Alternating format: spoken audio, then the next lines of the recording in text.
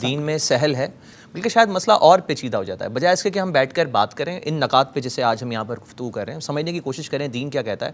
دین نے بالکل آپ پر جبر نہیں کیا، دین نے بالکل آپ پہ سختی نہیں کی، چیزیں بہت آسان انداز میں پیش ہوئی ہیں، اس کو سمجھنے کی میرا خیال ہے ضرورت ہے. بالکل ایسا ہی ہے، حقیقت ہے، بالکل درست کہا آپ نے.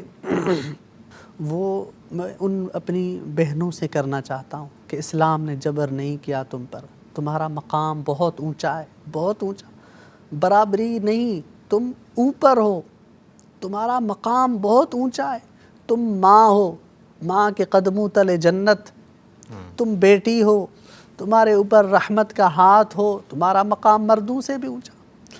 ہمارے لیے تو میں نے پہلے بھی عرض کیا، رول ماڈل ہماری حضرت بی بی خاتون جنت رضی اللہ تعالی، بی بی فاطمۃ الزہرا سلام اللہ علیہ وہ ہیں. تو ان سے بڑھ کر کون ہو سکتا ہے؟ انہوں نے ہمیں کیا درس دیا.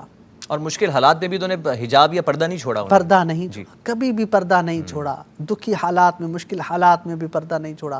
اب اس طرح کی ٹکراؤ کی آج کل جو صورتحال پیدا ہو رہی ہے، مرد بھی مقابلے میں آئے ہیں، مقابلہ نہیں کریں.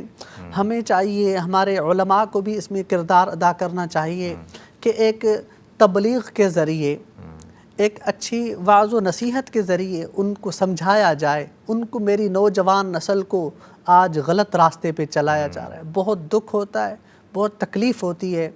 چند لوگ ہوتے ہیں غلط راستے پہ چل پڑے ہیں.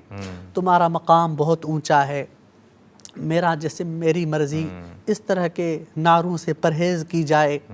اسلام نے آپ کو بہت بلند مقام دیا ہے، بہت عظمت والی ہیں ایک عورت، اس کا مقابلہ کوئی نہیں کر سکتا.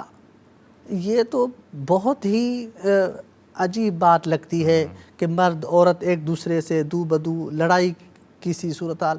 مغرب یہی تو چاہتا ہے کہ بچی ہے وہ اپنے بھائی سے، بیٹی بہن لڑے. وہ سب تمہارے بھائی ہیں.